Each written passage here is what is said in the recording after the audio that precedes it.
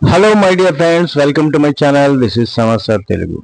आज के हमारे यही क्लास सेकेंड लैंग्वेज तेलुगु इस लेसन में हम सबसे पहले ये गुणिंतालु के पदालु इसको कैसे पढ़ना है और इस तरीके से ये पढ़ने लिखने से हमको क्या फ़ायदा होने वाला है, इन तमाम चीज़ों की बातें आज की क्लास में हम कर लेंगे। चलिए क्लास की शुरुआत कर लेते हैं। सबसे पहले यहाँ पर ये जो गुणिंतालु है, यानी ये गुणिंतालु यानी आपको अगर हिंदी में अगर बोले तो इसको 12 कड़ी बोल के बोलेंगे। यहाँ पर तलकट्टू, दीर्घम, गुड़ी, गुड़ी दीर्घम, कोमो, कोमो दीर्घम, रुत्वम, सुड़ी, वटो सुड़ी, तो इस तरीके से आपको प्रोनाउंसिएशन करना है। लेकिन अपन यहाँ पर ये दीर्घम, गुड़ी, गुड़ी दीर्घम, कोमो, कोमो दीर्घम, इससे पहले हमको क्या करना है, ये जो चीज ये सिंबल अगर लग रहे हैं, यहाँ पर तलकट्टू का एक सिंबल है, दीर्घम का एक सिंबल है, गुड़ी का एक सिंबल है, गुड़ी दीर्घम का एक सिंबल है, कोमो का एक सिंबल है, कोमो दीर्घम का एक सिंबल है, रुत्वम का एक सिंबल है। तो इन तमाम चीजें जब ये सिंबल लगते हैं, तो सिंबल जब लग रहे हैं तो क्या करना है हमको, वो किस टाइप की आवाज में आ रही है वो चीज हमको थोड़ा अगर समझ में अगर आ गया तो हमारे लिए तेलुगु पढ़ना लिखना बड़ा मुश्किल का काम नहीं होता।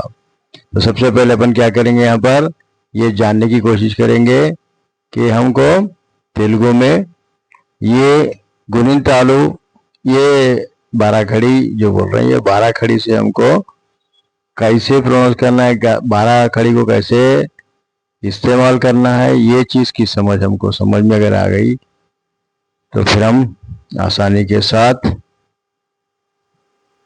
तेलुगु पढ़ने में मुश्किलात का सामना नहीं करना पड़ता। चलिए क्लास की शुरुआत कर लेते हैं। तो सबसे पहले तो हमको क्या करना है, यहाँ पर तलकट्टू में एक चीज आप लोगों को मैं बता दूं, ये जो तलकट्टू बोल रहे हैं, जब ये तलकट्टू का सिंबल लग रहा है तो आपको क्या चीज आती है बोल के बोलते हैं, इसके अंदर आ की आवाज आना है। ये चीज अगर कोई समझा दे तो आपको कोई प्रॉब्लम नहीं। अभी फॉर एग्जाम्पल मैं आपको यहाँ पर और दूसरी चीज अगर बता दूं, मैं यहाँ पर आपको एक यहाँ इंडिकेट करके बताऊं, ये टा है, देखिए ये टा के ऊपर तलकट्टू नहीं है, ये जा के ऊपर भी तलकट्टू नहीं है। अब यहाँ पर बच्चे क्या करते, कंफ्यूज, स्टूडेंट्स हमारे कंफ्यूज हो जाते, क्या बोल गए सर तलकट्टू बोल रहे हैं, तलकट्टू हर एक पे तलकट्टू आना है ना, भी इस पे तलकट्टू नहीं आया कहीं को बोल के हमारे स्टूडेंट्स कंफ्यूज होते रहते। तो उस वास्ते मैं क्या कर रहा हूँ बोल के बोलते हो आपको, ये तलकट्टू, ये दीर्घम, ये गुड़ी दीर्घम, इस तरीके से मत पढ़िए बोल के बोल रहा हूँ। यहाँ पर ये तलकट्टू है, ये तलकट्टू से अगर इसके अंदर क्या है, हमको आ की आवाज आना है, ये चीज हमको समझ में आना है। ये का, अब यहाँ पर का बोल के बोल रहे हैं, तो ये का में क्या है हमारे पास, यहाँ आ की आवाज आ रही है, गा में आ की आवाज आ रही है, चा में भी आ की आवाज आ रही, ये जा में भी आवाज आ रही है, टा आ, इसके अंदर आ की आवाज आ रही। तो इस तरीके से ये चीज को हमको समझ के पढ़ना जरूरी है। अब उसके बाद नेक्स्ट, जब ये सिंबल लग रहा, अब ये दीर्घम का ये सिंबल लग रहा, जब ये सिंबल लग रहा तो इसके अंदर काया, गायम, चाटा, जामा, टाका, डाबा, तालम, दाना, दोनों इसको ना के ऊपर भी है, नावा, इस तरीके से पढ़ते चले आना है। फिर उसके बाद यहाँ पर ई की आवाज नहीं कर रही, यहाँ पर ये सिंबल लग रहा तो यहाँ पर ई की इस टाइप की आवाज, की टी की, गीला का, चीवरा, जा की मात्रा है, जी की मात्रा है। तो इस तरीके से की, यहाँ पर भी की आया, यहाँ पर भी की आया, यहाँ पर टी के ऊपर, यहाँ पर ये जो टी है, ये टी के ऊपर, ये टी को यहाँ पर देने के लिए यहाँ पर पिंक कलर का इस्तेमाल की के बता रहा था। उसके अंदर डिंगीरी, उसके अंदर तिंडी, डीवीटी, अब यहाँ पर तिंडी, यहाँ एन की आवाज आ रही, तिंडी, एम की आवाज आना है, एन की आवाज आ रही है। इसका भाई जब लास्ट का जो आएगा सुनना आ रहा, सुनना विसर्गा के टाइम पे जब समझाऊंगा तब उसके बाद उसको वो वीडियो में समझाऊंगा। उसके बाद डीवीटी, फिर उसके बाद निजम,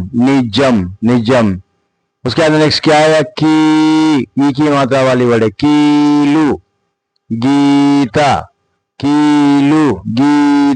चीरा, जीडी, टीका, टीका, डीला, डीला, तीगा, दीपम, नीडा।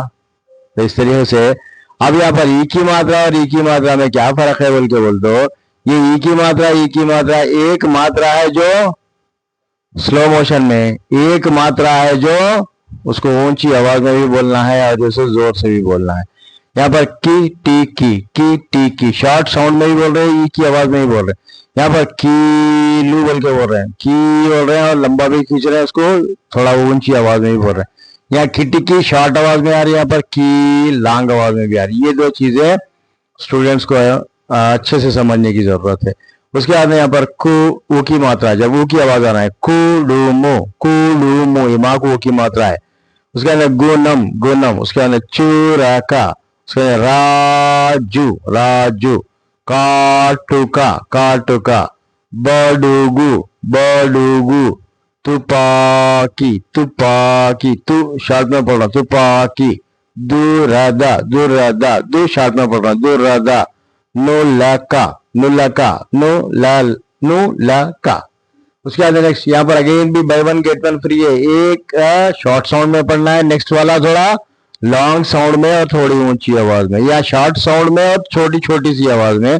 जैसे कुडुमो, ये गुनम है शॉर्ट साउंड में और शॉर्ट में भी पढ़ रहे हैं और लंबा में। अब यहाँ पर सेकंड में bye one get one free के टाइप में क्या बोल रहे हैं, कूडली, गोलू, चूरू, जूलू, टूकीगा, पुडूरू, तूनीगा, दूड़ा, नोलू। उसके बाद जब इसके बाद यहाँ पर अभी ये पूरे थे, यहाँ पर ई की मात्रा और buy one get one free ई की मात्रा, ऊ की मात्रा, buy one get one free ऊ की मात्रा। यहाँ पर ऊ की मात्रा के लिए शॉर्ट साउंड में पढ़ना था, ऊ की मात्रा के लिए लॉन्ग साउंड में पढ़ना था। उसके बाद जब ये रुत्वम, अब ये रुत्वम को भी मैं आपको एक्सप्लेन कर सकता हूँ। यहाँ पर काकू ऊ की मात्रा लगा के फिर नीचे से रावत लगाए तो वो भी क्रू होता। अब यहाँ पर ये रू की मात्रा इस वास्ते लगाना है, जब भी हमारे जो पोएमा वगैरह रहेंगे तो पोएमों में आपको रू की मात्रा लिख के पढ़े तो उसका प्रोनाउंसिएशन, उसका मतलब अलग आता है बोल के क्या करना है हमको भी। तो उसी तरीके से आपको जब पोएमा लिखने के टाइम पे अगर रू की मात्रा लगी हुई वो पोएम में ऐसा वर्ड अगर आ गया तो आपको रू की मात्रा लगाते हुए ही लिखना है, वरना आप रनिंग में अगर लिखना है तो काकू की मात्रा फिर रावत लिखा के भी लिख के तो भी चलता। अभी एक कंटिन्यूअस कॉम्प्रिहेंसिव एवेल्यूएशन के हमारे इस तरीके में ऐसे बहुत सारी चीजें मैं आगे मेरे वीडियोस में बताते रहूंगा, देखते रहिएगा। चलिए अब उसके बाद हम यहाँ पर पढ़ेंगे कृषि, गृहम, ज्रु, ट्रू, तृणम, दृढ़म। उसके अंदर नृपुडु। तो इस तरीके से हमको क्या करना है, इसी तरीके से प्रोनाउंस कर लेते जाना है।